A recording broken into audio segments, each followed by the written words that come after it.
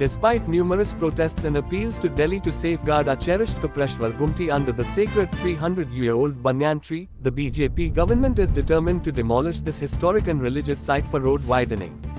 This tragedy could have been avoided, but due to the vested Western interests of local MLAs, our pleas have been ignored, and the people's government is moving ahead with its demolition plans. Shankat Polji.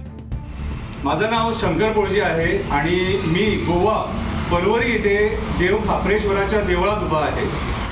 आता problem एक झाला आहे की डेव्हलपमेंटच्या नावाने आमच्या इकडे खूपशी झाडं मारली गेली आणि आता हे देव खापरेश्वराचे देऊळ आणि त्याच्या पुढ्यात जे वडाचे झाड उभे आहे ते कापण्याचा प्रयत्न चालू आहे. आणि आता जो कॉन्ट्रॅक्टर आहे ते आम्हाला असं ऐकायला आलं आहे की ते झाड ती लोक कापणार म्हणून आम्ही लोकांनी आमच्या गोवाच्या सीएमला सांगितलं, PWD मिनिस्टरला सांगितलं. सीएम आमचे PWD मिनिस्टर आहे, पण कोणी ऐकायला तयार नाही. गावचे लोक सांगतात की हे जे झाड आहे हे 300 वर्षापूर्वीचं झाड आहे आणि असली जर झाडं ज्या झाडांना देवांचं महत्त्व आहे, देव राष्ट्रवादी ब्राह्मण जे आम्ही म्हणतो ते इकडे त्यांचं वास्तव्य असतं, ही झाडं जर आम्ही मारायला सुरुवात केली तर आणि देवतत्व उरणार कसं? ही भारतीय जनता पार्टी जी आज म्हणते की आम्ही हिंदुत्वासाठी आहोत, हीच पार्टी आज हे झाडांची कत्तल करायला उभी राहिली आहे.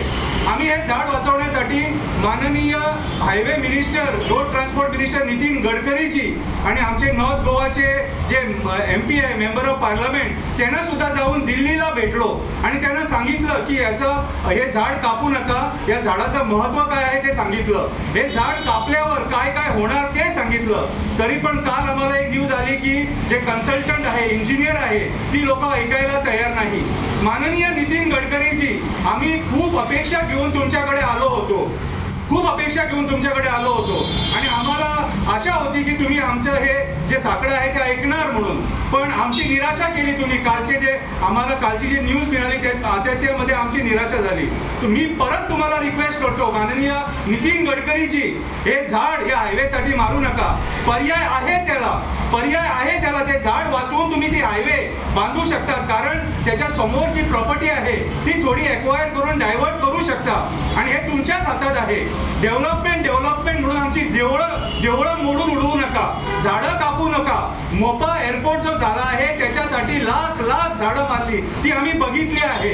आणखी पर्यावरणाची नाशाडी आम्ही एफोर्ड करू शकत नाही. माननीय नितीन गडकरीजी, तुम्ही एक सुशिक्षित मंत्री आहात, तुम्हाला ज्ञान आहे आणि माझ्या माहितीप्रमाणे तुम्हाला देवाबद्दल आदर आहे, प्रेम आहे, म्हणून आम्ही तुमच्याकडे आलो होतो.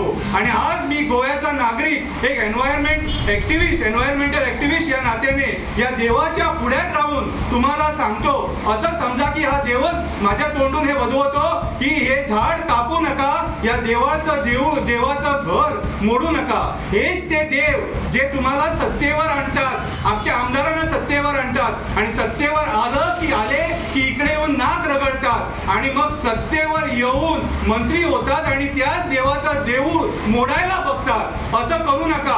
हे जे माझं पोस्टर माझ्या हाती आहे हे आमच्या गोव्याच्या सीएमला मी रिक्वेस्ट केली आहे आणि तुम्हाला आम्ही मेमोरंडम देऊन अगोदर रिक्वेस्ट केली आहे, 8 दिवस अगोदर रिक्वेस्ट केली आहे. सो मी आशा करतो की माझी ही बाईट ऐकून तुम्ही माझी ही रिक्वेस्ट जी आहे ती एक्सेप्ट करणार आणि हे देवाचं घर, देव खापरेश्वर परवरी हायवेवर आणि वडाचं झाड 300 वर्षा अगोदरचं हे तुम्ही वाचवणार म्हणून.